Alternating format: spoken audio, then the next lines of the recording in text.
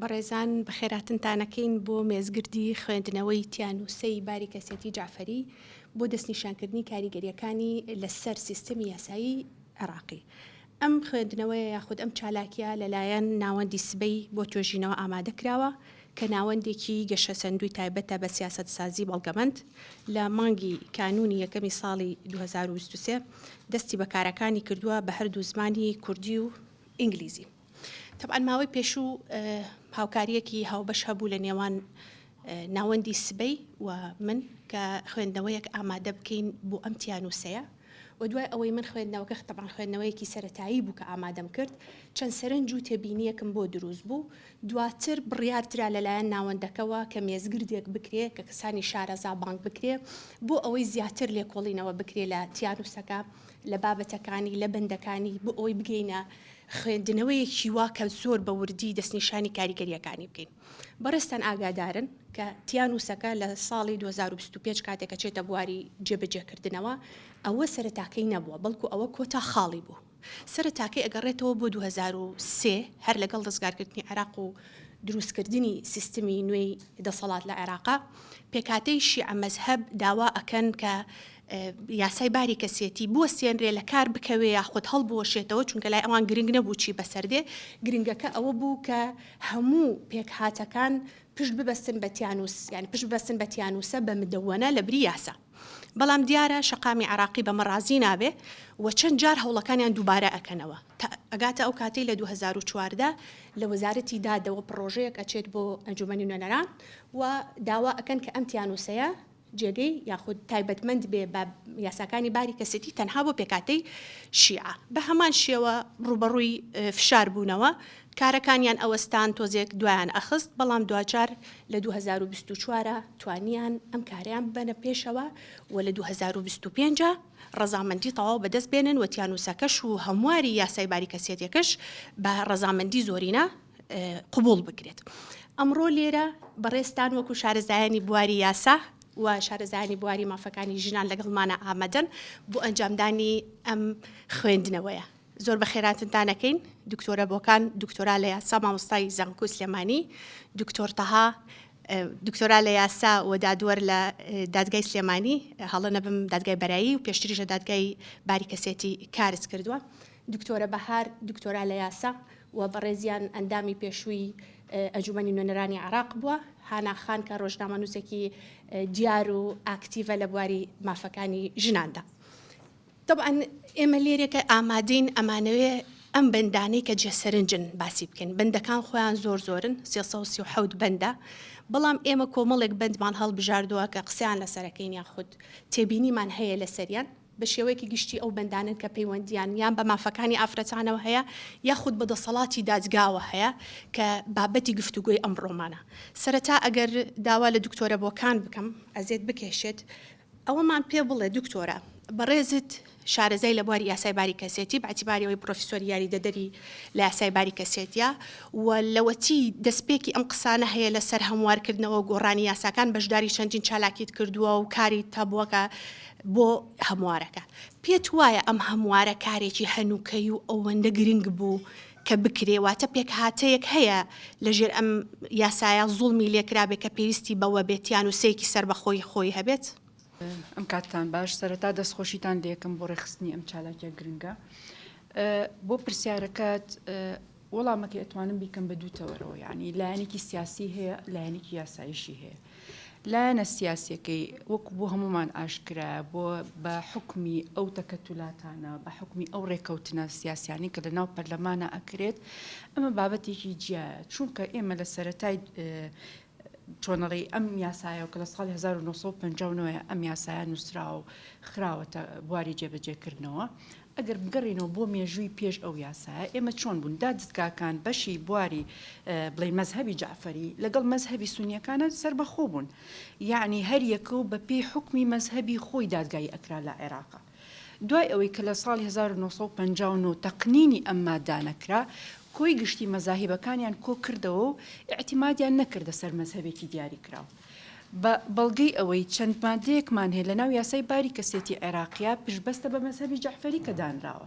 کەواتە تەفزیلی مەزهەب نابینین لە ناو یاسای باری کەسێتی 1950 کە ئێمە نووسراوەتەوە بەڵام لەو کاتەوە شیعە مەزهەبەکان ئەوەیان هەیە ئەو ملاحەزەیان لە هەڵگرتو ئەڵێ ئەو یاسایە کە دانراوە شیعە مەزهەبەکانی وەلاناوە ئێمە بوو چۆن پێشووتر دادگاکان بەپێی مەزهەبی شیعە جەعفەری هینیان کردووە بڕیاریان ناوە ئەبوو هەر بەو شێوازە بەردەوام بووە ئەم محاولاتانە بەردەوام بووە هەتاوەکو ساڵی 2024-2025 تا گەیشتە سەر ئەو نەتیجەیە کە بزەبت مندەوەنەیەکی خۆیان هەبێ و بەو شێوازەی کە شەقام دژی وەستایەوە لە پەرلەمان دژی وەستایەوە ئەکادیمیەکان دادوەرەکان دژی وەستاینەوە بەڵام بەداخەوە لەبەر ئەوەی کە پاڵنەرێکی بەقۆتر هەبوو لەو بابەتەیە هاتە سەر ئەوەی کە مندەوەنەیەکی خۆیانیان هەبێ ئێمە لاریمان لەوە نییە کە بەپێی مەزهەبەکان مندەوەنەکان تەحدید بکرێ چکە لە کۆتاییە ئەبێ ئەومان لە یاد بێ ئەم مندەوەنەی جەعفەریە کە هاتوتە کایەوە ئێستا هەوڵێک لە ئارایە مندەوەنەی سونەژێتەکایەوە یعنی بەوە نەوەستاوە تائیفەکانی کەژێنە پێشەوە ئێمە ئەمانویست ئەم یاسایی کە هەمانە هی ساڵی 1950 ئەم یاسای دەوڵەمەندکەین چکە بۆ هەموو کەسێک ئاشکرایە لە حدودینەوە 4 مادەیە تۆ ناتوانانی هەموو بابەتەکانی پێویست بە خێزان تەختیەکەی بە هەموو مەزاهی بە جۆرا و جۆرەکانی کە لە ناو هەرێمی کوردستان و لە ناو عێراقا هەیە ئێمە ئەمانویست ئەم مادانە تەقنینی کۆمەڵێک بابەتی کەی بخەینە سەر نەوەکو بین مندەوەنەیەکی کەی جیاواز بینی نەکایە و بە 337 مادە کە ئەی خوێنینەوە هەر لە زمانی نووسینەکەیەوە زمانێکی یاسایی نییە کە پێی نووسراوەتەوە وەرە بەس لە ڕووی زمانەوانیەوە بەراوردێکی نێوان یاسای 1950 بکە و لەگەڵ ئەم یاسایی ئێستا مندەوەنەی ئێستایا بکە کەس چەندێک جیاوازن کەواتە ئەمە ئەومان بۆ ئەگەیەنێت مەسەلەکە بەڵێ جێپەنجەی تائیفی پێوە دیارە جێپەنجەی مەزهەبی پێوە دیارە ئێمە خواستمان لەسەرەوە بۆ ئەم یاسایە دەوڵەمەندترکەین چونکە من هەموو کاتێک گوتومە یاسای 1950 کە ئەیکەیتەوە کە بۆ جاریوە بۆ خوێندکارەکانی شەرحەکەم ئەڵێم بیکەرەوە لە یەکەم بەندەوە کە پیاوی لەسەر مافی ژنە یعنی بڕۆ بەرپرسیارەتەکانی هەمووی بۆ لایەنی بەرامبەر داناوە لە گرێبەستی هاوسەرگیریە کە پیاوە بابەتی نەفەقێ بابەتی مەهرە بابەتی دابینکردنی ماڵی مەسکەنی شەرعیە بڵین دواتر لە جیابوونەوە کێ بارەداراییەکە ئەگرێتە بەر هەر پیاو ئەیگرێتە بەر مەسەلەی کرێدایانیە مەسەلەی بڵین هەموو ئەمانەی کێ بەرپرسیار بوولی پیاو بوو لە ئەو بەرپرسیارەتیانیان دانرابوو من ئەموت ئەم یاسایە بۆ ئافرەت دانرا بۆ پارێزگاریکردنی مافی ژن دانراوە تەطبیقەکەی چۆنێکە بۆ مۆزوعێکی کەیە لە تەطبیقا ئێمە جیاوازیمان هەیە بابەتێکی کێ بەڵام بابەت بەندەکانی ناو یاساکە لە پارێزگاریکردنی مافی ژن دانرابوو ئەی ئەمێکی ئێستایی بینین ئەمێکی ئێستایی بینین سڕینەوەی دەنگی ئافرەتە لە ناو کایی خێزانە یعنی بە شێوەیە کە ئێستا ڕەنگە وردەوردە بکەوینە ناو بابەتەکەەوە باسیشی بکەین تەنانەت بووینێت داوای جابوونەوەش بکە بە هیچ شێوەیەک یعنی لە بەندەکانە زۆر بەڕوونی باسی کردو ئەڵێ بۆی نییە ژن داوای جابوونەوە بکە لە هیچ حاڵەتێکە تەنانەت لە حاڵەتی زەربیشە کە ئێمە پێشووتر ئەتەفریق بسەبە بزەرەر بەهۆی لێدان و بەهۆی زیان پێگەیاندنی خۆی یاخود بناڵەکانی بەپێی مادەی فەقڕەیەک ئەو ئافرەتە ئیتوانی داوای جابوونەوەکە بۆ پیاویش نەگەر بۆ ژن یعنی ئێمە بەس ئێستا بەپێی ئەو بابەتە بووینێ بە هیچ شێوەیەک داوای جابوونەوە بکە یعنی ئەمە یەکێکە لەو کارە ساتانەی کە ئێمە هەستی پێەکەین دوای ئەوە ئەمان گەێنێتە سەر حاڵەتێکی زۆر خەتەرناک ئەویش بابەتی بینێت دەستاواژێک پێوترێت تەسویقی قەضائی یعنی وامان لێکە مەسەلەن ئەگەر لە هەرێمی کوردستان ئێمە داوامان کرد لەسەر ئەو مەزهەبە گرێبەستەکانمان بۆ بکرێت کەسێکی دانیشتووی بەغایە یەت لە هەرێمی کوردستان داوا ئەکە ئەو گرێبەستی بەپی ئەو مەزهەبە بۆ بکرێت ناتوانین بڵێ نایکەی چۆ خۆشتەکەی تەجریم نییە بابەتەکە تاواکو من بۆی ناکەم کەواتە ئەمان هێنێتە بەرچی هەڵبژاردەی قەضائیمانەیاتێ من حەزەکەم بەپێی مەزهەبی جەعفەری ئیشەکانم بۆ بکرێت ئەی سبەینێ مەزهەبەکە ئەی چۆن ئەگەر گۆڕانکاریم لە مەزهەبەکە ما کرد ئەتوانێت دادگارێگری لەو بابەتە بکات یعنی ئەم مدەوەنەیە ئێستا دانراوە لێکەوتەکانی وردە ئیتر دەرئەکەوێت با بچێتە بواری جێبەجێکردنەوە با تووشی ئەو کێشانەمان بکات لە نێوان هەرێم و دادگاکانی هەرێمی کوردستان و دادگاکانی باشووری عێراق. اینجا ئێمە بۆمان دەرەکەوێت ئێمە بەڕوبەڕووی چی ئەبینەوە لەم حاڵەتانەیە. دکتۆرە یعنی من دڵنیان بەڕێزت کەم دەوەنەکەت خوێندووەتەوە ئەگەر عینەن دەقش ینی قانون ئەحوال شخصیەکەت لە بەردەستانە بێ لە ناو مێشک مقارنەت کردووە کە ئەم مادەیە چەند سەیرە لەگەڵ مادەکەی قانونی ئەحوالی شخصیە ئەبێ جیاواز بێ حاڵێکی هەبێت. ئایا پێت وایە جیاوازیەکی زۆر لە نێوان ئەم دوو یاسایە ئەبینیت هەستی پێ ئەەکەی یانەستەکەی فقرەکانی هەنێ خاڵ خستە ڕووکە جیاوازیان هەیە بەڵام بە شێوەیەکی گشتی ئایا مدەوەنەکە لەگەڵ یاساکە لە فەرع و ئەسڵی یاسا ئەچەن یان دوو یاسای زۆر جیاواز دەرەکەون؟ دوو یاسای زۆر جیاوازن، یعنی با من لە سەرەتاکەیەوە دەست پێ بکەم، یعنی بە چەند خاڵێکی سەرەکی جوابت بەمەوە. بۆ ئەنجامدانی گرێبەستی هاوسەرگیری پێشتر چیمانە کرد؟ تۆ کە سەردانی دادگاتە کرد بەپێی ئەو ڕێکارە یاساییانی کە بۆ دانراوە تەسجیلکردنی گرێبەستی هاوسەرگیری لە قانونە لە یاسای باریکەسێتی ئاماژەی پێکرا بوو. ئەنجامدانی گرێبەستی هاوسەرگیری لە دەرەوەی دادگا تاوان بوو. لە کۆی گشتی ئەم یاسایە تاوانی تیانەماوە. یعنی ئەسڵەن باسی تەسجیلکردنی عەقدی زەواجە هەر بۆ ناکە. یعنی هاتۆ چیمان بۆکە؟ تەنزیمی گرێبەستەکەیمان بۆکە کە لە دەرەوە ئەکرێ. یعنی ئێمە پێشووتر ئەمە تەجریممانە کرد چەنەهات چۆنەڵی هەوڵمانیا ڕۆشنبیری یاسایی بڵاو بکەینەوە لە دەروی دادگاکان گرێبەستەکانتان مەکەن چونکە سبەینی خۆتان مافخوراوە بن. لەم مدەوەنەیە لە کۆی گشتی مدەوەنەکە بیخوێنەرەوە باسی تەسجیلکردنی عەقدیتیانی لە ناو دادگاکانە. تەسجیلکردنی عەقدەکە کە بڵێ لە دەروی دادگا تەعیینی کردووە، حسابی کردووە، دوای ئەو ئێمە کە ئاهاتین لە دادگا گرێبەستی هاوسەرگیریەکەمان ئەنجامدا پێشتر بە کۆمەڵی ڕێکارات تێپەڕین. کۆمەڵی ئیجرا هەبوو، لەوانە گرنگترینیان ئەنجامدانی فەحسی طوبی بوو کە ئەمان کرد. بەبێ ئەنجامدانی ئەو فەحسە طوبیە گرێبەستی هاوسەرگیری لە دادگا ناکە. وانەیە کە حاکمگیان ئێستا باسی فەحسی طوبی هەرتیان نییە. ئەو فەحسە طوبیەی کە ئەکرێت بۆ ئەو کچ و کوڕە لە پێش ئەنجامدانی گرێبەستی هاوسەرگیری بۆ دیاریکردنی کۆمەڵێک نەخۆشی زۆر گرنگە. یعنی بۆ بەرچاوڕوونیەکیانە، یعنی ئیجراءێکی بەجددی زۆر زەڕور بوو بکرایە. ئێستا ئەوەشی لەلا بردووە، یعنی نەک گرێبەستەکەت لە دەرەوەی دادگا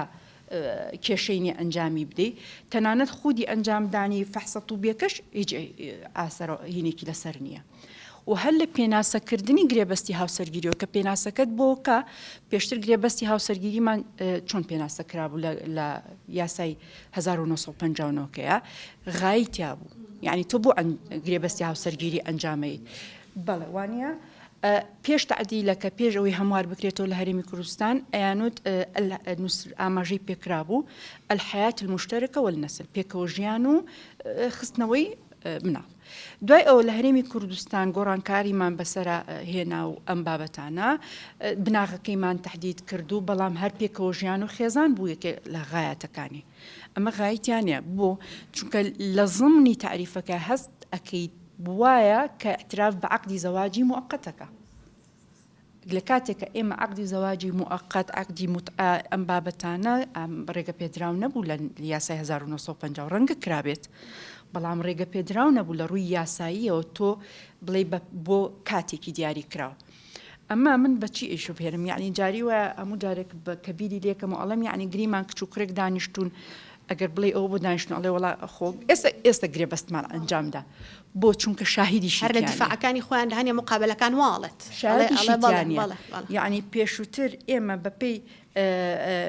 بەندەکانی 1950 کە ئەنجامدانی گرێبەستی هاوسەرگیری بوو کۆمەڵێک شروعی بەڵێ سەحا یاخود ئینعقادی بێکەوە دەمبچکرد بوو ئەبوو بتکردایە.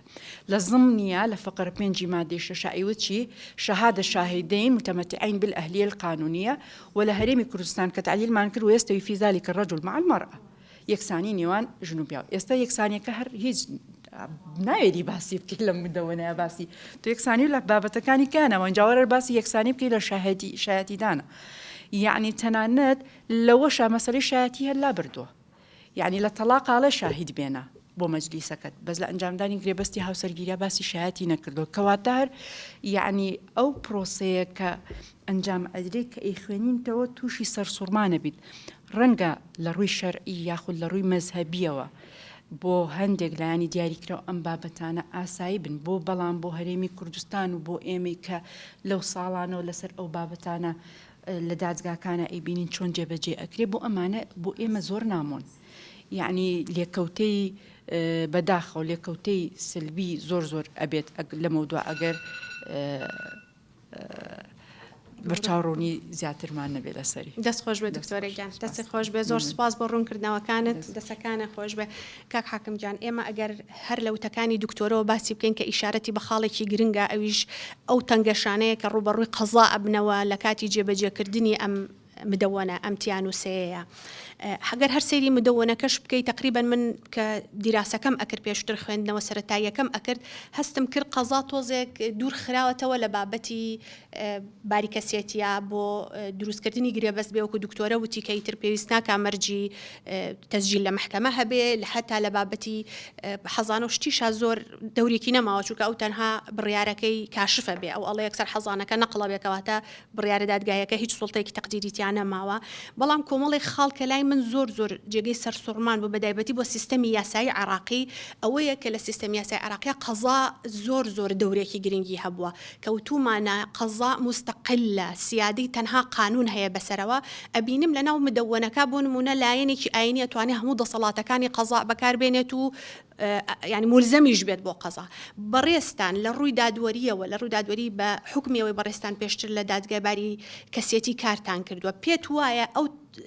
باڵین ئەو تەنگەژانی کە زیاتر دروستیەکەن بۆ قەزا جگە لەمانی باسکەن چیتر قەزا چاوەڕوانی بکە کە ڕوو بەڕووی ببێتەوە لە کاتی جێبەجێکردنی ئەم تیانوسەیەدا زۆر سپاس دکتۆرەوە سپاس بۆ ئامادەبووان بۆ ئەو مێزگردە لە ڕاستیە بۆ دەرچوونی هەر یاسایەک لە عێراقدا ئێمە لەبەرەوەی کە هەرێمی کوردستان بەپێی دەستوری عێراق هەرێمێکی فیدراڵە ئەبێ بگەڕێنەوە بۆ دەستور بزانین تا ئەو یاسانەی کە لە عێراق دەرئەچێت تا چەندە لە هەرێمی کوردستان جێبەجێ ئەکرێ واتە ئێمە لەو خاڵەوە قسە بکەین کە ئایا ئەو یاسایە لە هەرێمی کوردستان جێبەجێ ئەکرێ یان جێبەجێ ناکرێ لەبەرەوە ئەبێ بگەڕێنەوە بۆ دەستوری عێراقی کە ئاعترافی بە هەرێمی کوردستان کردووە وەکو هەرێمێکی فیدراڵ و لەبەرش کە هەرێمی کوردستان هەرێمێکی فیدراڵە کەواتە بۆی هەیە یاسای خۆی هەبێ و دەستوری خۆی هەبێ لە بەرامبەر ئەوە کە لە حکوومەتی ناوەند دەستور هەیە و یاسا هەیە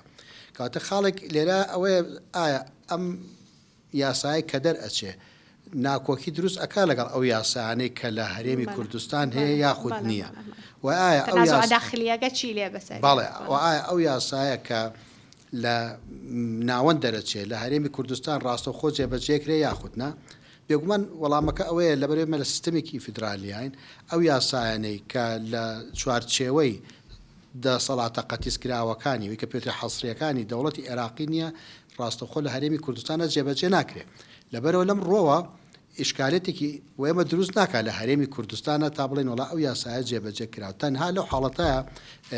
کێشەمان بۆ دروستەکە ئەگەر حکوومەتی هەرێم هەستێ بە ئینفاسکردنی ئەم قانونە لە هەرێمی کوردستانە کە بێگومانەمە ئەگەرێکی دوورە شتیوا بکرێت چونکە زۆربەی خەڵکی کوردستان سونە مەزهەبن و بەپێی ئەو قانونە باری کەسیان ڕێکخراوە بۆیە لەو ڕۆ من ئیشکالێتێکی ئەوتۆی تیان نابینم کە بۆ ئێمەوابێ بەڵام ئیشکالێتەکان کە بە لێ ئەکەوێتەوە لە بوونی یاساکە ئەکەوێتەوە وەکو ئوستازە باسی هەندێکی کرد هەندێکی تری لە ئەسنای گرێبەست و محاکەمەکردن و ئەوانە دەرەکەوێت وەکو ئەوەی کە باس کرا ئەگەر بۆ نمونە هاوڵاتیەک لێرە داوای ئەو بکات کە من عقدی زەواجەکە بکەم پێم وایە لەم حاڵەتە ناتوانێت لێرە داوای ئەو بکات هەموو کەس بەڵێ هەر کەسێک هاتە هەرێمی کوردستانەوە ئەجنەبی بێ عێراقی بێ قانونی هەرێمی کوردستانی بەسەر جێبەجێ ئەکرێ بەڵام کێشەکە لەوایە ئەگەر بۆ نە هاوڵاتیەکی ئێرە لەگەڵ هاوڵاتیەکی جنوب کە یاساکە با بڵێن هاوڵاتیانی کە یاسای باری کەسی ئێران بەسەر جێبەجێ بێ لەگەڵ هاوڵاتی کە باری کەسی مدەوەنەکەی بەسەر جێبەجێ هاوسەریگیریەک بکات ئەمە کام قانونیان تەطبیقەمە کاتێ ئێمە لەبەردەم حاڵەت ئەو کاتەدا لەبەردەم حاڵەتی تەناقضی دوو قانونین ئەو دوو قانونەکە هەیە ئەبێ دووبارە بگەڕێنەوە بۆ نەسی دەستور بۆ چارەسەرکردنی ئەوە بێگومان کە باز لە تەنازعی قوانین نەکرێت لە دەوڵەتی فیدرالیە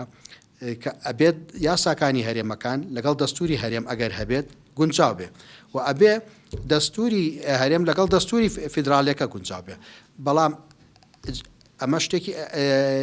بەدیهیە ئەکرێ یاساکانی هەرێمێک لەگەڵ یاساکانی ناوەند یان هەرێمەکانی تر با بڵێن چکە ئێمە کێشەکەمان ئەوەیە کە ڕاستە ماڵین عێراق دەوڵەتێکی فیدراالیە لە ڕووی دەستوریەوە بەڵام لە ڕووی واقعەوە نەبووتە فیدراالی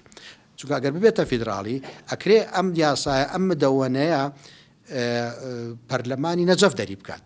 پەرلەمانی جەزەف دەری بکات ئێمە کێشەمان نییە چونکە ئێمە بەس تەنها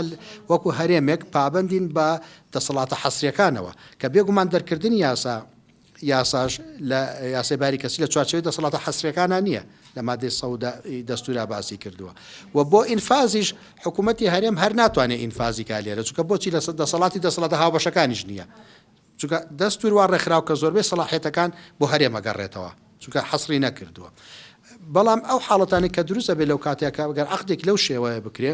ئێمە ئیشکالەتی قانونیمان بۆ دروستە بێت لە ڕووی چ مەحکەمەیەک مختصە بە بینینی ئەوە بۆ ئەگەر عەقدی زەواج بێت ئێمە بێ بگەڕێنەوە بە قانونی مرافعات کە لە بەشێکی تایبەتی تیا بە ڕێکارەکاری تایبەت بە قانونی دەچەسپاندی قانونی مرافعات بەسەر داواکانی ئەحوالی شەخصیە ئەبینی بۆ محلی عەقد لەویا معتەبەرە ئەو محلی عەقد لەکوێ کرابێ عەقدەکە ئەو محکەمەیە مختصە بە بینینی ئەوە کاتە ئەگەر هاوڵاتیەکە بێت لێرە عەقدەکە بکات هەر قانونی ئێرێ بەسەرا تەطبیقە بێت ئەو کاتە ناتوانێت بڵێ من لە بەرەی فکری و مەسهەبم جەعفەریە و ئەوە لەو مدەوەنەی جەعفەرین بەسەرا تەطبیقە بێ مەڵی نەخێر کاکە تۆ لە چوارچەوەی هەرێمی کوردستانی و عەقدەکەت لێرە کردووە تەنها ئەمەد بەسەرا تەطبیقە بێت بەڵام ئیشکالەتەکە لە چیە ئێمە لە قانونی مرافعاتە هەندێک حاڵەتمان هەیە کە ئەکرێ محکەمە داوا لە چەند محکەمەیەکی جیاواز بکرێت لەو فەرەزنا داواکە ئیحالە بکرێت یان نەقڵ بکرێت بۆ محکەمەیەکی ژێر دەسەڵاتی ئەوان ئەو کاتێمە قانونێکی بەسەرا تەطبیقە بین بێگومانەوەش قانونەکەی خوانی بەسەرا تەطبیقەکەین لەبەرەوە ئیشکالێتێکی زۆر دروست ئەبێ لەو ڕۆکە لە ڕووی جیاوازی محکەمەکانەوە بەڵێ ئەفهم کەی بەڕێزت ینی مطمئنی ئەوەدا بە ئێمە وەکو هەرێمی کوردستان سەلامەتین بەڵام بەڕێزت سیستمی قەزای عێراق بە کولەن چۆنە بین ینی هەست ناکەی سیستمی قەزای عێراقی کەوتوتە ژێر خەتەرەوە کە کاتێک ئەو دەسەڵاتی لێوەرەگیرێتەوە دەسەڵاتی چی لێ دەسەڵاتی ئەوەی کە لە بابەتەکانی باری کەسێتیە ئەگەر کەسێک ئەمتیان و سەی هەڵبژارد دەسەڵاتی قەزا زۆر حەسرە بێ و تو دەسەڵاتی نامێنێ بەسەر عەقدی زەواج و تەلاق ئەزانی چۆنە ئیشکالێتەکە مادەی 41 دەستور دروستی کردووە چکار مادەی 41 دەستور ئەڵێ عێراقیەکان ئازادن لە هەڵبژاردننی باری کەسی خۆیان بەپێی ئاین مەزاهب معتەقەدات و ئیشی پێ بکرێەوە زۆر دەرگا هەڵبژاردننی خۆیان هەڵبژاردننی خۆیان ینی ئەمە ئەکرێ هەر گروپێک یا لە هەر شوێنێکیان یان بۆ نمونە شارێک کە تایبەتمەندێکی خۆی هەبێ بۆ نەمەسیحیتیا بێ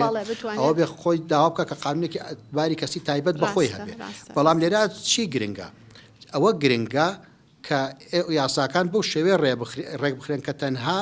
بەسەر ئەوانە جێبەجێ بکرێت کە عەقدەکە بەپێی ئەو یاسای ئەکەن چکە بۆ منە ئێستاگەر ئەو یاسای وا تەنزیم بکرێ کە ئەم یاسایە تەنها بەسەر هەڵگرانی مەزهەبی جەعفەریدا جێبەجێ ئەکرێ ئەو کاتە ئێمە ئیشکالێتمان نییە ئیشکالەتی ئەومان نییە چۆن جێبەجێ بەڵام کێشەکە لێوە دەست پێەکە و ئەم نەسێکی دوولایەنە ڕاستە لایەنێکی ئازادی و باری کەسی و ئەوانەی تایە بەڵام لایەنێکی سلبی ئەوەیە کە یاسا خۆتان نەزانن وەسیلەیە بۆ بەدەستهێنانی ئامانجێک غایەک ئەم وەسیلەیە لەژێر دەستی یاسادانەر دەرەهێنێ یعنی یاسادانەر ناتوانێت بۆ ئەگەر ئامانجی یاسادانەر دروستکردنی کۆمەلگایەکی مەدەنی و عەقدی مەدەنی و پاراستنی مافی ئافرەت بێ ناتوانێت بەپێی ئەم دەقا یاسایەکی باری کەسی بەسەر هەموو عێراقا بسەپێنێ ڕاستە ئوستازگەن ئەی بەنسبەت تەوحیدی قەراراتە و خۆتەزانی دیارترین مۆرکی یاسا ئەوەیە قەرارەی لە بەسڕە دەرەچێت هاوشێوە بێ لەگەڵ و قەراری لە محکەمەیەک دەرەچێت لە ئیقلیم بۆ نمونە حتا ئەگەر یاسای جیاوازیشمانە بێ واتە ئیتیجاه قەزاییەکە نزیکی بێت لێسەندنەوەی سوڵتەی تەقدیری لە قەزا لێریا بەڕە ئیتۆ ئەگەر بە کورتی پێم بڵێ چ خەتەرێک دروستەکە لەسەر بارە کۆمەڵایەتیەکە واتە لە ڕووی کۆمەڵایەتیەوە کە قازی لە بۆ سونە مەزەبەکان دەسەڵاتی هەیە و بەپێی یاساکە کارەکە کە بێت تەسجیل بکرێ بەڵام ئەوان بتوانن تەسجیل نەکەن وەکو دکتۆرە ئیشارەتی پێە بەڕێی تو ئەمە چ ئەسەرێک لەسەر تێکچوونی قەرارە قەزایەکان واتە دوو نوع قەراری قەزایی لەسەر کۆمەلگا چییە مەسەلە چۆنە ئێستا قەراراتی داوای قەزا ئەکرێتە بەردەمی دادگا تەفسیری نەسووسەکە یعنی پێش تەطبیق تەفسیرەکە خوێندنەوەکە بۆ دەخەکە و ئەنجا جێبەجێەکە ئەم تەفسیرانە ئەگۆڕێ لە قازیەکەەوە بۆ قازیەکی تر لە محکمەیەکەوە بۆ محکمەیەکتر لە شارێکەوە بۆ شارێکتر ئەگۆڕێ بەم شێوێ بەڵام کێشەکە ئەوەی ئەگەر بێت و ئەمان مەرجی تەسجیل و ئەمانە نەهێڵن ئەو وای لێدێ زەواج بەو مانای کە ئێستا هەیە نامێنێت بەڵکو کارگەری لەسەر کۆمەلگا ئەبێ بەدڵنیاییەوە بەگومان بەرچی لەبەرەوەی ئاستە کۆمەڵایەتەکە تا ئێستا مهەیە نییە ئامادە نییە بۆ ئەو جۆرە بۆ نمونە ئەوەی کرانەوەیەکی لەو جۆرە بەڵێ بۆ کرانەوەیکی لەو جۆرە ئێستا خۆ لە فقی ئیسلامیەکە لەبەر عەقدی زەواج بریتێ لە ڕەزامەندی ئەمەی کە ئەوترێ لە مدەوەنەکە ڕاستە ینی بۆ نەکچ و کوڕێک تەنها ڕازی بن بۆی کە زەواج بکەن پێکەوە عەقدەکە دروست ئەبێ شاهید و ئەمانە بۆ چییە بۆ ئیشهار و بۆ سەلماندن و بۆ ئەوەیە بەڵام ئەساسەکە تەڕازیە ئەگەر ئیجاب و قبوڵەکە یەک بگرێ لە ئیجاب و قبوڵیشە هەتا لێکدانەوە هەیە بۆ نمونە مەرج نییە هەر بەو لەفزە بڵێ وەلەو لێرە لە مدەوەنەکە لەفزی کردووە بە شەرت لەفزی کردووە بە شەرت کابێ بڵێ من مەبەستم زەواجە شکلێتی گەڕانوەتەوە بۆ شکلێتێکی داناوە کە ئەوەی لەفزەکە محەدەد بێ باڵێ بێ لەفزەکە محەدەد بێ بۆ زەواج بێ وەسایل تێت ناکرێت بەڵام لەگەڵ ئەوە شانی کرانەوەکی ئەوەی تیا کە هەموو کەسێ بتوانێت ئیدعا بکا بە زەواج ئەوە خراپە نەگەر حاڵەتێک ڕووبیە ئەتوانن ئەو دوو کەسە ئیدعاکەن بە زەواج و ئەم حاڵەتە ئێستا شەر هەیە یعنی لە ئێستاشە بۆ نەگەر حاڵەتێکی لە بینی کچ و کوڕێکا ڕووبیە بەڵام ئەوان ئیدعا بکەن بڵێن ئێمە زەواجمان کردووە پێویستی نە بەو شاهیدە هەیە و نە بە هیچ شتێک لەو ڕۆوە ڕەنگە گۆڕانکاریەوە تۆ دروست دەکات بەڵام کێشەکە من تۆ سەرچی سەر بۆی بێمە سەر پرسیارکە ئەو تەفسیرەی کە محکەمەکانی ئێمە یکەن چونکە ئێمە بەجددی پێویستمان بە قازی زۆر تێگەیشت و زۆر مێشکراوە هەیە کە بتوانێت تەفسیرەکان بە شێوەیە بکە کە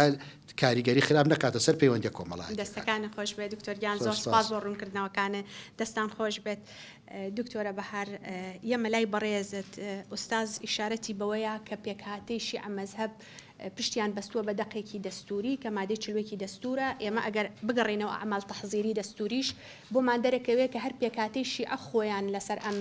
مادەیە سوور بوون و ئەوان وتوانە لە دەستورە ئەبێ مادەیەکی لەو شێوەیە هەبێ لە بەرامبەرە ئێمە فکرەیەکمان هەیە کە عێراق وڵاتێکە ئەوێ مافی هەموو پێکهاتەکان با لەبەرەوەی ئێمە فرین وڵاتێکی متعددین و هەردوو جۆرەکەی تەعدودیشمان هەیە هەم شوێنی مەکانی و هەم شخصی کەسیەکان بۆیە هەوڵمان داوە دەستورەکەمان لە ئاستی ئەوەیە بێ کە هەموو پێکهاتەیەک مافی هەبێ هەموو پێکهاتەیەک چۆنی ئەوێ بەو شێوەیە بژی بۆیە هەستەکەم لەو کاتەیە کاتێک ئەو دەقەدانراوە ئەو تەسەورە قانونیە نەبووە کە ڕەنگە سبەینێ مدەوەنەیەک دەربچێت کە لە 100% وەرگیراوی بیرێکی فقهی بێت و بکرێت بە سەرچاوەی یاسا بەڕای بەڕێزت ئایا مەترسیەک نابینی لەوەیە کە لە جێبەجێکردنی ئەم دەقە دەستوریەیە کە کۆمەلگا ڕوبەڕووی مەترسیەک بێتەوە لەوەی خەڵکانێکی تر بە شێوەیەک بەکاری بهێنن کە بمان گەڕێنە دواوە لە مافەکانە لە ئەفکارەکانە بە بیانووی ئەوەی کە دەقێکی دەستوری هەیە پاڵپشتیانەکات بەڵێ سپاس بۆ جەنابتان سپاس بۆ دامەزراوەی سبەی بۆ بەحوس خۆم بە خۆشحاڵە زانم لە مێزگردە پرۆفێشناڵ ئەکادیمیە بەشدارم پێشتری ژێمە پێشەوەی کامەدونەکە دەرچێت لە چەند مقابلەیەکی تەلەڤیزیۆنی و لە چەند سمینارێکە لە بەغداژ نەک لێرە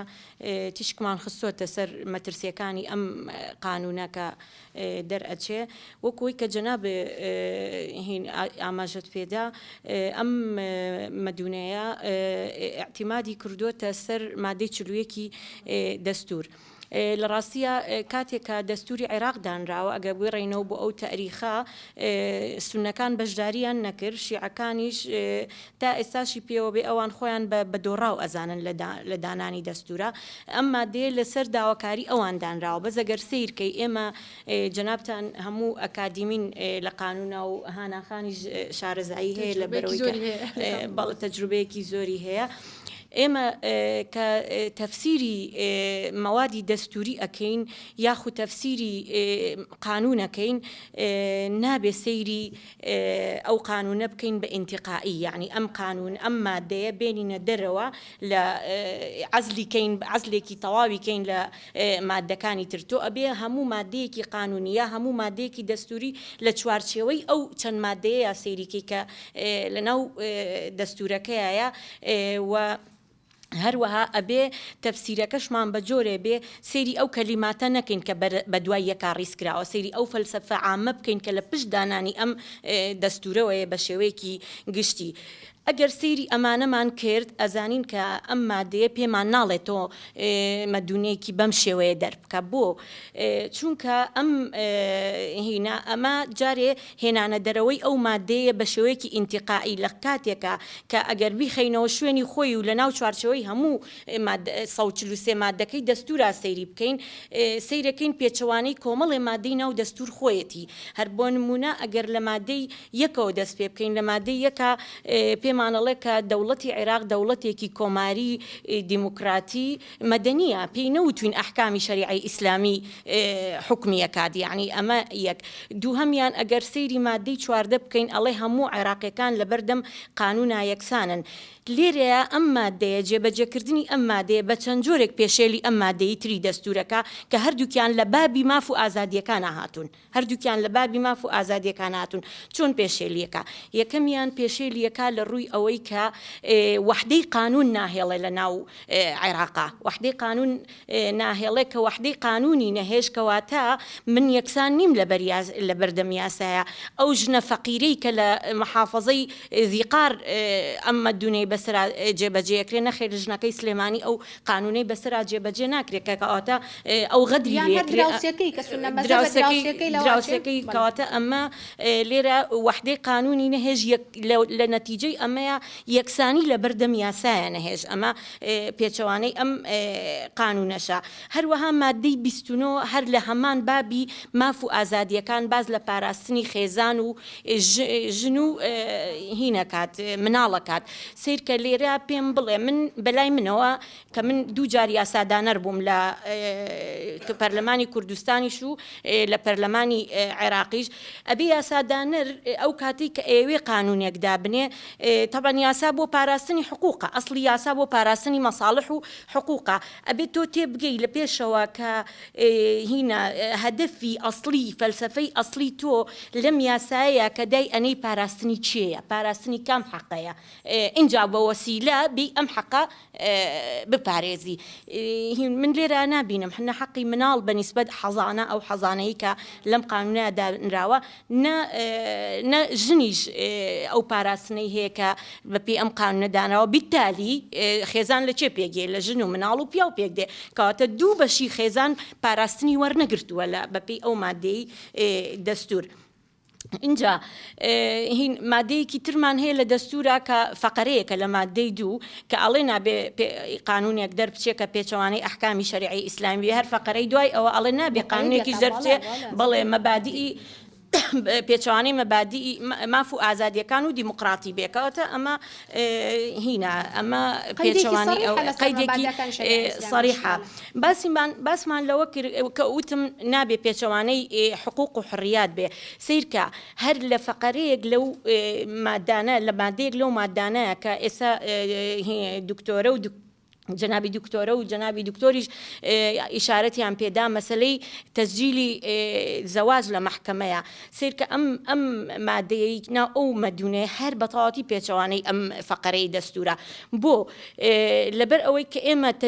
غەرەز لە تەسجیلی زەواج چییە لە ناو محکەمە؟ غەرەز لەوەیە کە تۆ ئەو مافانەی کە ئەو ژن و پیاوە بەپێی ئەو عەقدە هەیانە پاراستنی بدەیتێ، سبەینێ مطالبەی قەزائی پێ بکەی، یعنی ئەگەر تۆ عەقدەکە و تسجیل نەکرابێ لە محکەمە لەکوێ مطالبەی پێەکەی. لێرە ئەم حقوقانە هیچ یعنی ئەسڵەن خۆی حقوقی بۆ ژن هەر زۆر وانە هێشتۆتەوە کە بتوانێت مطالبەی پێ بکە. و لەلایەکی ترەوە من یەک ڕئیترم هەیە ئەو کاتە بە هاوڕێ پەرلەمانتارەکانی شەموت کە لەم خولەیە بوون، وتم ئەم قانونە نابێ بە هیچ شێوەیە قبول بکرێ ئەگەر لەبەر هیچ نەبێ لەبەر ئەوەی کە تەجاوزێکی تەواوە لەسەر دەسەڵاتی پەرلەمان. یعنی لە هەموو وڵاتێکاوە لە وڵاتی ئێمە شاو دەستورەکەشمان هەرواڵە یەک شوێن هەیە بۆ یاسادان بەڵێ یەک شوێن هەیە بۆ یاسادانان ناکرێتەوە هەر کەسە و کەویستی شوێنێک بێنێ یاسای خۆی دابنێ جاکەواتە سبینێ کاتە سبینێ نیقابەی مهندسینی ژەڵە من یاسای خۆم دانێم و سبینێ محامەکانی ژەڵەن من یاسای خۆم دانێم و یعنی ئەمە پێم وتن یعنی بە تایبەتی بە لیژنەی قانونی ئەمە خۆ منیش لێ بوومانە مەتوانی ڕێ لێ بگرم تەمریری قانونەکە شتێک بوو لەسەر و ئیرادەی من و یەکێکی تر و یەکێکی ترەوانێ بەڵام ئینسان هەرە بێ قسەی خۆی بکا بۆ تەریخ یعنی ئەگەر نا شتەکە شتێکی سەفقەیەکی سیاسی بوو بەرامبەر بە قانونی عفوی عام بۆ سونەکان و قانونی سنەوەی ئەراضیەکان بۆ کوردەکان یعنی ئەمە ئاواهی تەمریرکە ئەگینا وتم ئەمە ئەبێتە سابقەیەکی خراپ بۆ پەرلەمان بۆ دەسەڵاتی پەرلەمان هەم وەکو چۆن بۆ دەسەڵاتی قەزاش خراپە چکە لە هەندێک شتا هیچی بۆ قازی نێشتۆتەوە ئەڵێ قازی قبوڵی یەکا بەڵام دوای تەصدیقەکەی ئەچێتەوە بۆ مەرجعیە یعنی کاتە ئەمە ئیبطالکردنەوەی دەسەڵاتی پەرلەمان و دەسەڵاتی قەزائیتیا جگەلەوە ئیحراجی بۆ عێراق دروست کردووە لەبەردەم ڕێکەوتنامە نێو دەوڵەتیەکانە یعنی خۆی لە هەموو وڵاتانە بەداخەوە کە لە وڵاتی ئێمە لەناو دەستورەکەی ئێمە ئەوەی نەکردووە ئەگەر سەیری ئەمریکا و ئەڵمانیا و کەنەدا و ئەوانە بکەین لە هەموویە لە دەستورەکە منزیلەیەکی بۆ هینداناوە بۆ ئیتیفاقیاتی نێودەوڵەتی بەرزترە لە منزیلەی دەستور کەواتە هەر کاتێکە تەنازوع هەبوو لە نێوان دەقێکی دەستوری و دەقێکی ئەو ڕێکەوتنامەی ئەفزەلیەت بۆ ڕێکەوتنامەکە بەس ئەم دەستورەی ئێمە هاتووە منزیلەی ڕێکەوتنامەکانی هاوتای منزیلەی یاسا فیدراڵیەکان کردووە کەواتە ئێستا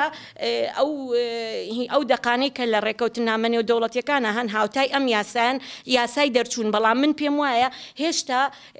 ئیحراجی بۆ عێراق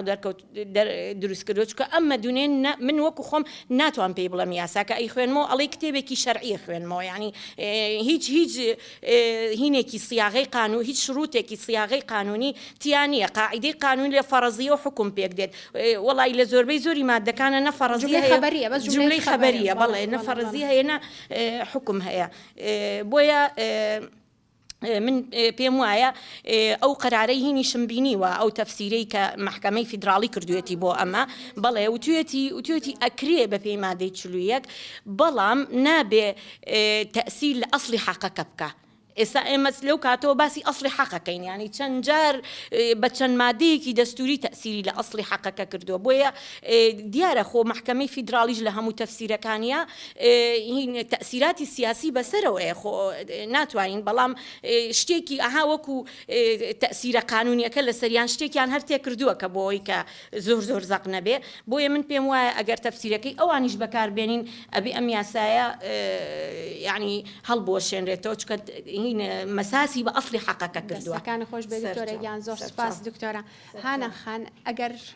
لەم مناقەشە یاساییەوە و بەڕێزیشت دڵنیام خۆت متابعەت هەم بۆ مدە پێش ئەوەی دەریش بچێ متابعەتان هەبوو و کارتان کردووە و قسەتان کردووە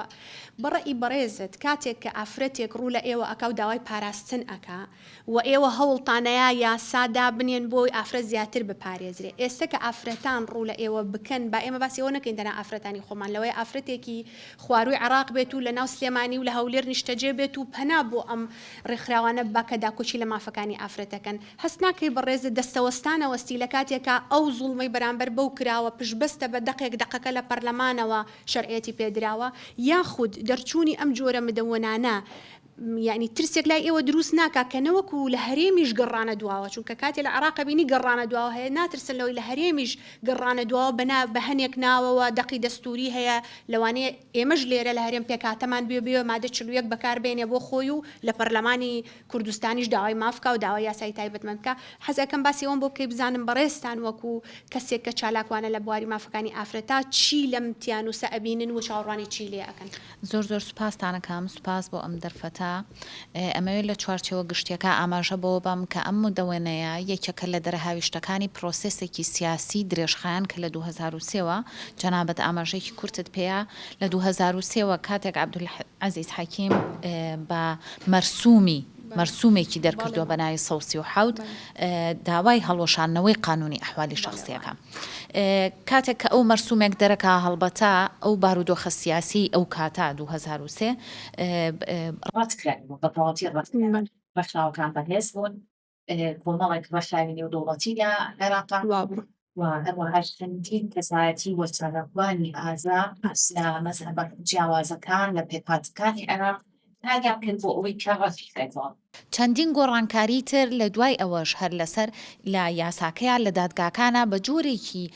نەنووسرا و کاری پێ ئەکرا لە 2014 لە 2017 دادگاکان کۆمەڵێک بابەتیان ئەو ڕوژان یا کۆمەڵێک بڕیاریان ئەیە کە ڕێک گەڕانەوە بوو بۆ مەزهەبی شیعی. کاتێک ئەم مدەوەنەیە دەرچۆم مدەوەنەیە بوو بە خاڵێکی وەرچەرخان و گۆڕینی کاریگەری ڕێکخراوەکان و شکست پێهێنانی کاریگەری ڕێکخراوەکان و پاشەکشەپێکردنی کاریگەری ڕێکخراوەکان چونکە ڕێکخراوەکان چەندین ساڵ بوو خەباتیانە کرد بۆ ئەوەی کە ئەم کارە ڕوونەیە. دوای ئەوە کە ئەبینین دوای ئەوەی کە مەرسومەکە دەرچوو کۆمەڵێک هەڵمەت کرا بۆ ئەوەی کە ئەم گۆڕانکاریانە لە یاسایە هەبێ ئەم پێک هاتە شیعیە توندڕەوا کە بە جۆرێک لە جۆرەکان لە دەرەوە ئاراستە ئەکرێ کۆمەڵێک زەمینە سازی کرد بۆ ئەم مودەوەنە شیعیە هەروانە هات یەکسەر بخاتە ناو پەرلەمانەوە کۆمەڵە زەمینە سازیەکان لەکوێوە هات گەنجەکانی شۆڕشی تشرین بێسەر و شوێن کران لەلایەن دەستگا ئەمنیەکانەوە کۆمەڵێک ژن بە ناوی فاشێنیستا دروست کران و دواتر کوژران هەر لەلایەن خۆیانەوە کۆمەڵێک چالاکوان هێرشی لە ڕووی سوشال میدیایی و کرایە سەریان لە ڕووی شخصیەتیەوە کرایەنە سەریان لە ڕووی ئەمنیەتیەوە کرایە سەریان هەندێکیان پەنایان بۆ هەرێمی کوردستان برد و ڕایان کرد کەواتە زەمینە سازیە کرا وردە وردە ئیتر ئێمە بەرەو ئەوە ڕۆینکە چالاکوانەکانمان بەلاخستووە ڕێکخراوەکانمان داخستووە هەندێک لە شەڵتەرەکان لەوانەیە هەواڵەکان نەبیستراو بن بەڵام شەڵتەر هەبووە لە عێراقا سوتاوە 62 ژنتیایە سوتاون کەواتە وردە وردە ڕێکخراوی نێودەوڵەتی هەبووە بە پلانی حکوومەتی عێراقی ئەم ڕێکخراوە نێودەوڵەتیانە دەرکراون لە عێراقا هەروەها ئەومان بیر نەچێ ئەو ڕێکخراوانەی کە ئیشان لەسەر راپۆرتەکانی سێبەر کردووە کە ئاراستە نێودەوڵەتیەکان ڕێکخراوە نێودەوڵەتیەکان چاودێری ڕەوشی مافی مرۆڤ و مافەکانی ژنانەکان لە ناو عێراقا کاتێک ئەم ڕێکخراوانە راپۆرتی سێبەر ئەنووسن لە عێراق خۆی لۆبیەکی کردووە هەر لە ناو ئەو ڕێکخراوە نێودەوڵەتیانە کە ئەم راپۆرتە سێبەرانە کەسانێکی لادەر لە یاسا نووسیویانە یاخود کەسانێک کە لە دەرەوە پێیانە وترێ کچانی سەفارەت ئەوانە نووسیویانەتەوە کەواتە ئەم زەمینە سازیە کە کراوە تاکو دەرچوونی ئەم مدەوەنەیە ئەوەی بە ئێمەوت کە زۆر بە توندی ڕەوتێکی توند هەیە کە ژنان و شکۆی خێزان کە ئێمە چەندین ساڵە ئەڵێن خێزانیە گرتوو بێ خێزان بچووکترین پێک هاتی کۆمەڵگەی ئێمەیە شکۆی خێزان ئەشکێنێ مدەوەنەیەک ئەخزێنێتەوە کەسی سێم ئەخزێنێتە ناو خێزانەکەەوە و نازانی ئایا مناڵ چۆن ئایندەی چۆنە بێ و ژنان ئایندەی چۆنە بێ یەکێک لەو بەڵگانم کە باز لە شکۆی شکاندنی شکۆی مناڵ ئەەکەم ئەوەیە ئەڵێ مناڵ کاتێک ئەتوانرێ هاوسەرگیری پێ بکرێت چ کوڕ چ کچ کە سنی بلوغ بێ سنی بلوغ کێ بڕیاری لێ ئەیە هەڵبەتا کۆمەڵە کەسێک ئەنێرن بیان بینێ یان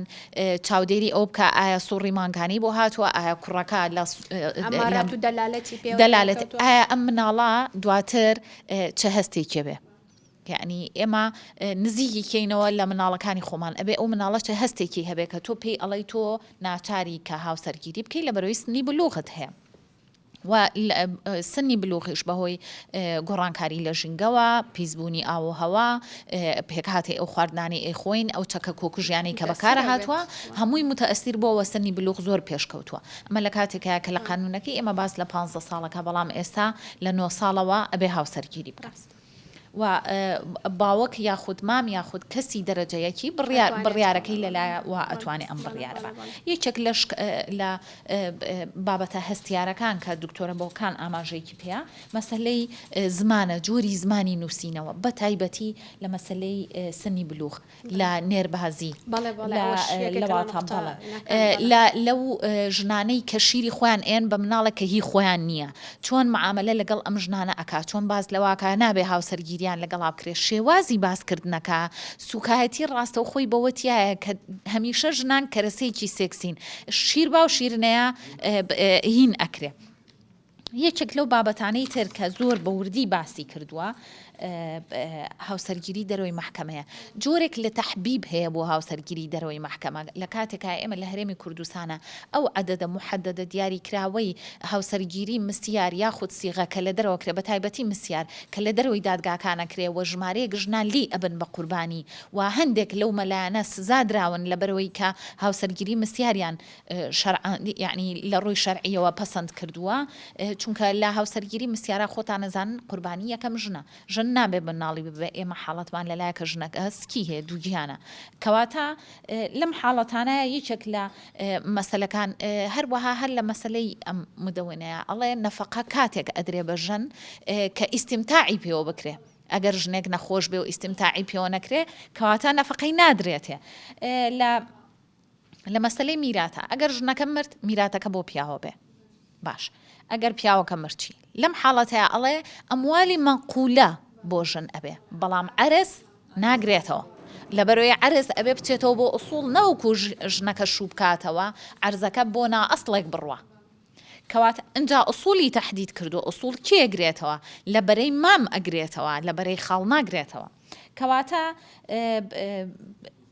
لە مەسلەی میراتە جارێکی تر تەئکید لەوا کاتەوە لە حاڵێکا ئەگەر ژنەکە مناڵی نەبوو بەشێکی بەرەکەوێ بەشێکی ئەچێ بۆ ویلایەتی فەقیه ئەمە یەکێک لە مەسەلەکان یەکێکی تر لە مەسەلەکان ئەگە مناڵی هەبوو ئەڵێ دوای ئەوەی میراتگرەکان کە کەسی باوکەکەن موافق ئەبن کە نەقدیەن ئەم میراتە بدرێ بە ژنەکە زۆر جار باس لەواکرێکە مادام نەقدیەن ئەیدرێت کەواتە ژنەکە سەرکەوتووە بەڵام ئەگەر سەدان دۆنم عەرزی هەبێ یەک مەتری بەرناکرێت لەبەرەوەی نابێ بچێتەوە بۆ ئەسڵ لەم 337 مادەیە یەکێک لە بابەتەکان کە زۆر مەترسیدارە لەسەر بار و دۆخی ژنان مەسەلەی حەزانەیە کاتێک کە لە 7 ساڵیەوە ئێمە خۆمان هەمومان ژنین خوشکمان هەیە دایکمان هەیە زۆر باس لەواکەین کە ژنان بەرەو پێشەوە بچن بەڵام ژنێک چۆن ئەتوانێت لە بواری سیاسی لە بواری ئابووری لە بواری کۆمەڵایەتیە بەرەو پێش بچێکە چەند مانگێکی ماوە مناڵەکەی ئەبێ بە 7 ساڵ و لی ئەسەنەوە چۆن ئەتوانێت لە سیلکێکە خزمەت بکە لە کاتێک کازانێک کە قانونەکە مناڵەکەی کە بوو بە 7 ساڵ ئۆتۆماتیک لێ ئەسەنێتەوە لە DW چەندین ڤیدیۆ بڵاو بۆتەوە باس لەواکاڵێ ئێمە سەرکەوتین مناڵەکەمان سەنەوە لە بەروی بۆ بە 7 ساڵ بە مدەوەنەی جعفەری سندومانەتەوە ئایا کەس بیری لەو دایکە کردوتەوە بێکی بەسەر هات بێ لە مناڵێک لە ساواییەوە هەیە چەند دایکێکی یعنی شیعە مەزهەب ئەڵێن کە ئێمە مەزهبی خۆمانە گۆڕین یعنی گەشتۆتە ئەوەی کە مەزهبی خۆی بگۆڕێ بۆ ئەوەی کە یا چەند دایکمان هەیە ڕویان کردوتە هەرێمی کوردستان ئێستا ئێمە نازانین گیرمان خواردەوە چیان مناڵەکانیان هێنا و ڕایان کردووە چی بکەین لەم حاڵەتەیە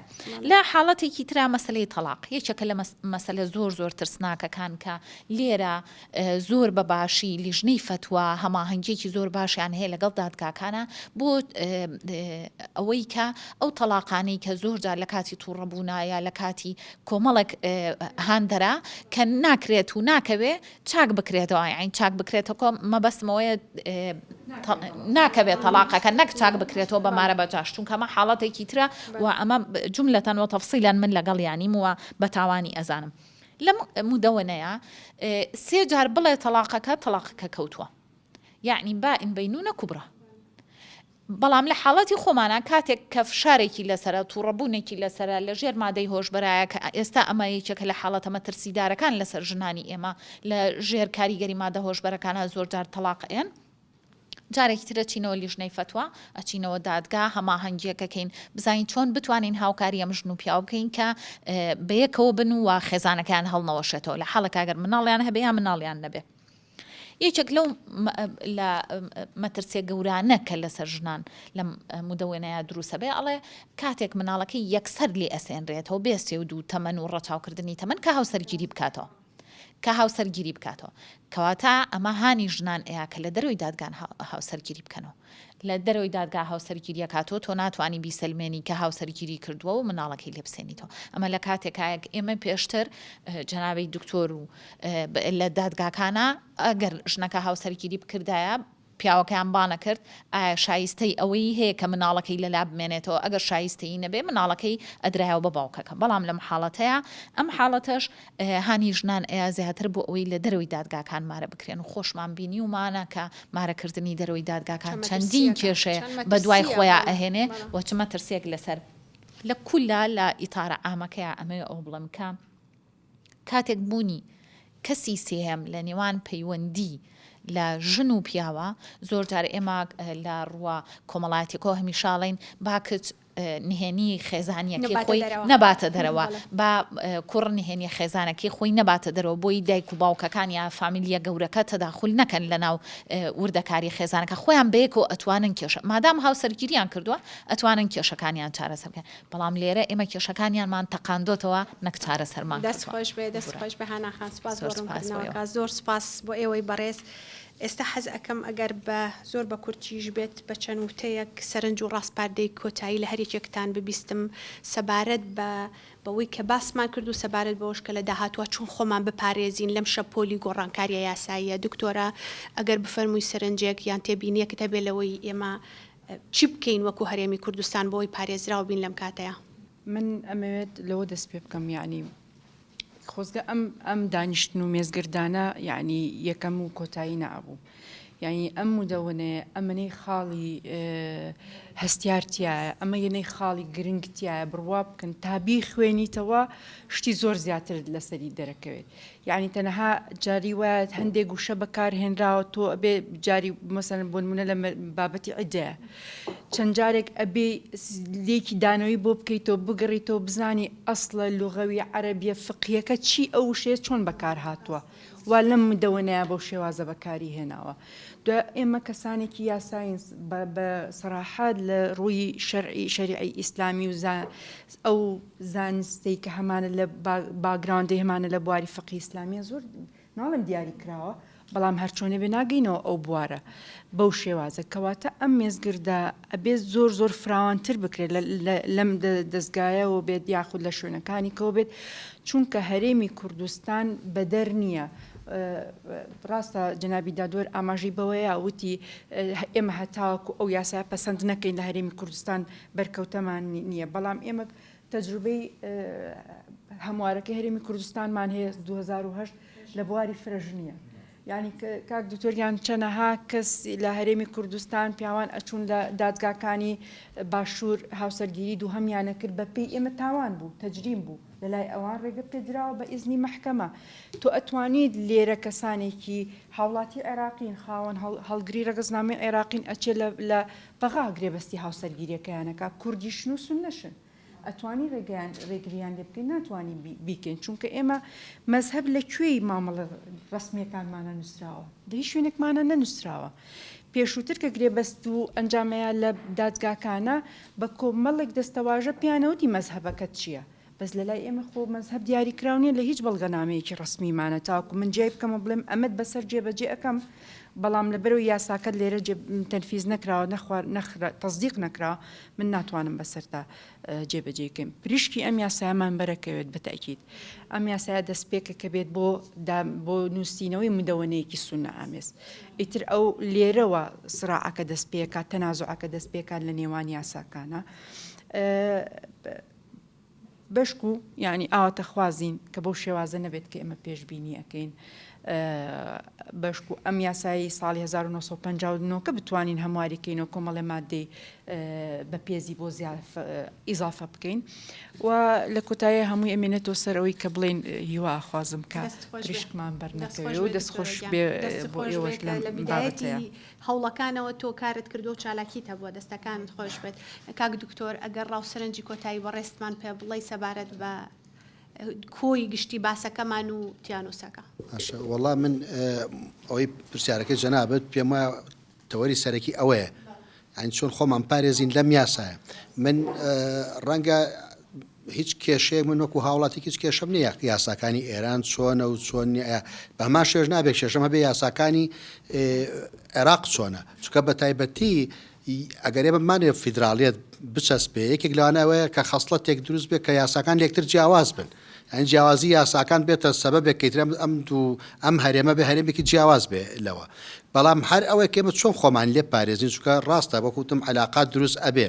بەڵام ئەکرێ ئێمە بین لەسەر مەحاکمی خۆمان لێرە ئیش بکەین بۆ نمونە لەسەر فەقەرەی سێی مادەی یەکی قانونی ئەحوال شخصی ئیشکەین کە ئەڵێ ئەگەر نەسێک نەبوو تسترشد المحاكم في كل ذلك بالأحكام بمبادئ بالأحكام التي أرقها القضاء والفقه الإسلامي وهي في العراق وفي البلاد الإسلامية الأخرى التي تتقارب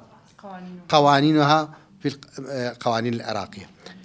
أما خود درفتك زور لازم كما كي محكمة بوي كنصك نبو كتجابة جيكا نص وسائل بديلة كانش لما صار مساعدة كانش يا كم مبادئ من الدواء مبادئ إسلامية كشا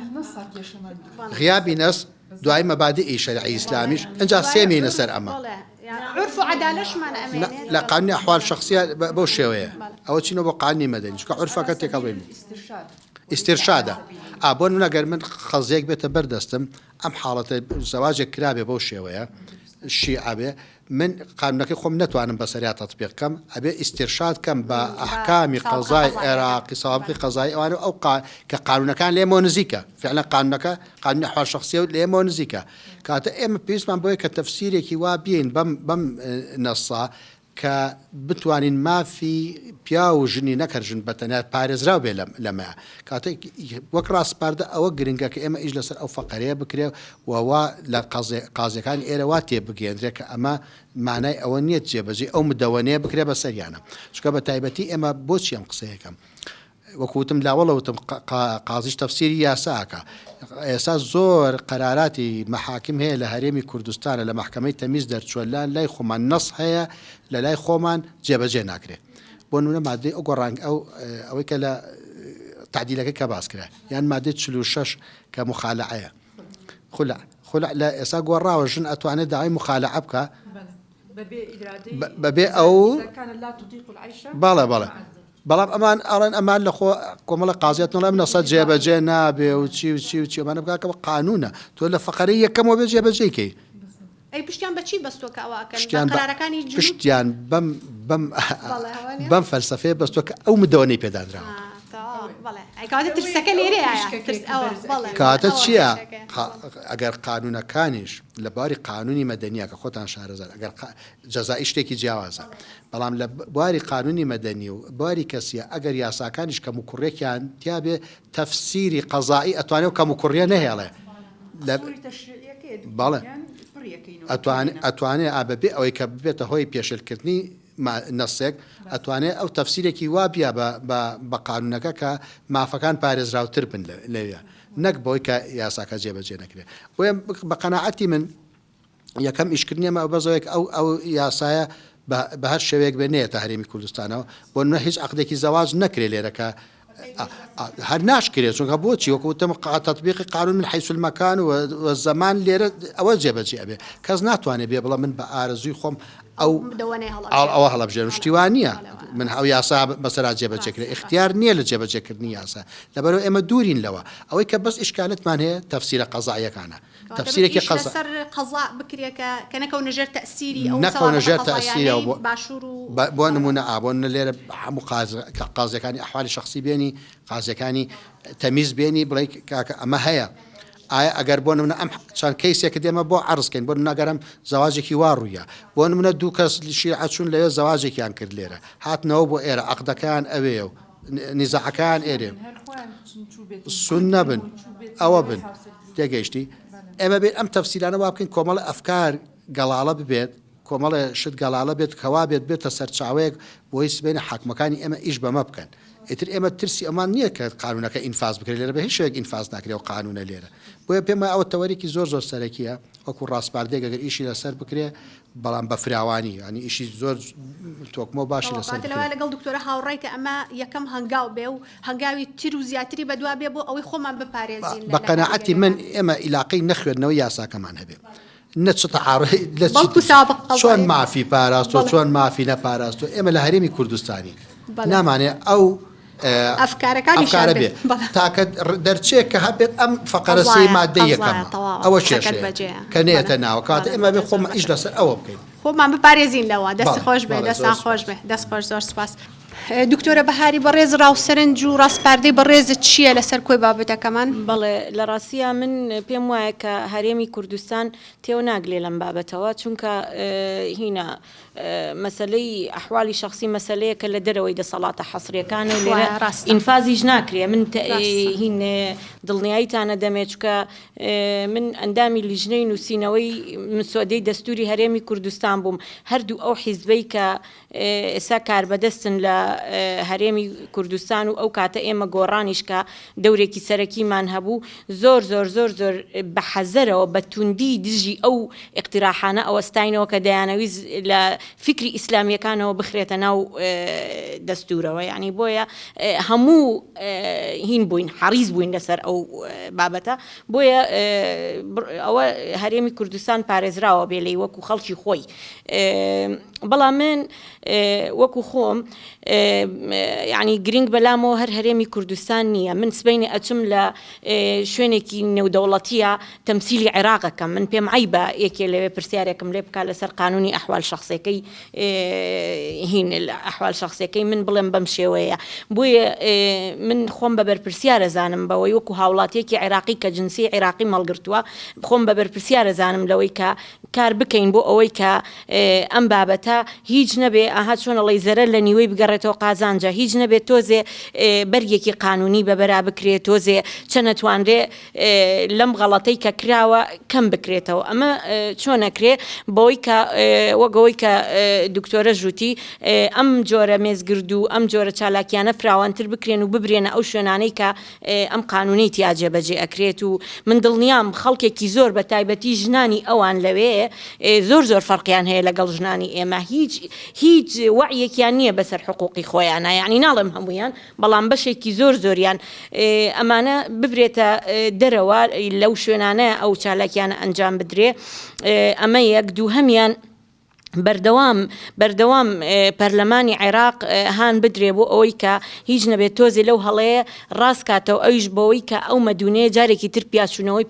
پیا بکرێ بە ناوی سیاغەی تەشریعیەوە یعنی سیاغەیەکی تەشریعی سەر لە نوێی بۆ بکرێتەوانێ هیچ ناتۆزێ بەرگێکی قانونی و کە سیاغە تەشریعەکەی بۆ کراوە دەنگی پێ بدرێت چکە ئەو مەدونێ دەنگی پێ نەدراوە لە ناو پەرلەمانە ئەوان پەرلەمان دەنگیان بە مەجهولدا کە ئەمە کفری یاساییە دەنگیان بە مەجهولدا وتیان دوای 6 مانگی تر ئەوەتان بۆێنین یعنی هینێ دەنگیاندا بە شتێک کە نانەزانی چییە ئەمە من پێم وایە خاڵێکی ڕەشە بۆ ئەنجومەنی نوێنەرانی عێراق بۆیە پێویستە هەر یەکەمان لە ڕێی خۆیەوە لەم ڕێگەیەشەوە کار لەسەر ئەنجومەنی نوێنەرانی عێراق بکەین بۆی کە جارێکی تر ئەم بابەتە بهێنرێتە پێشەوە هیچ نەبێ نەهێڵین بەهێمنی تێپەڕێ ینی ئەترازێکمان هەبێت دەست خۆش بێ دکتۆرێکیان هانا خان ئەگەر ڕاستپاردە و سەرنجی بەڕێستمان پێ بڵیت ئێمە هەرێمێکی فدرالی لەگەڵ وڵاتێکە کە مدەوینەی جعفەری دەرکردووە کە دژە بە جاڕامی گردوونی مافەکانی مرۆڤ بە سیدا و کە هەندێکی ئیمزا کردو هەندێکی تەحەفوزی لەسرە بە بڕیاری نەتەوە یەکگرتووەکان 325 جاڕامی گردوونی مافەکانی مناڵان جاڕامەی گردوونی پاراستنی مافەکانی ژنان دژ بەمانە هەموویەتی بۆیە ئەمە پێمان ئەڵێ کە ڕێگایکی زۆر دوور و درێژمان لە بەردەمایە بە تایبەتی ئەکادیمیستەکان میدیاکارەکان ڕێکخراوەکان بۆ ئەوەی کە لەگەڵ تەشکیلبوونی پەرلەمانی نوێی هەرێمی کوردستان و دەست بەکاربوونی حکوومەتی نوێ ئەم مێنتاڵەتیە مەترسیدارەی کە ئێستا باڵا دەستە بەسەر عێراقاوە تەوەجوهێکی سیاسی بەڕێوەی ئەوە لە هەرێمی کوردستانە ڕەنگ نەیاتەوە و کاریگەری نەبێت لەسەر ڕەهەندە جیاوازەکانی ژیانی تاکەکان دەستەکانە خۆش بێت دەستان خۆش بێت بەڕێزان زۆر سپاس بۆ هاوکاریتان زۆر سپاس بۆ ئەو زانیاریە بەنرخانە دڵنیام ئەوەی کە گوێ لەم دانیشتنە ئەگرێ لە ڕێگەی بەڕێستانەوە زانیاری زۆر باشی وەرگرتووە و دەستان خۆش بێت دەست خۆش زۆر سپاس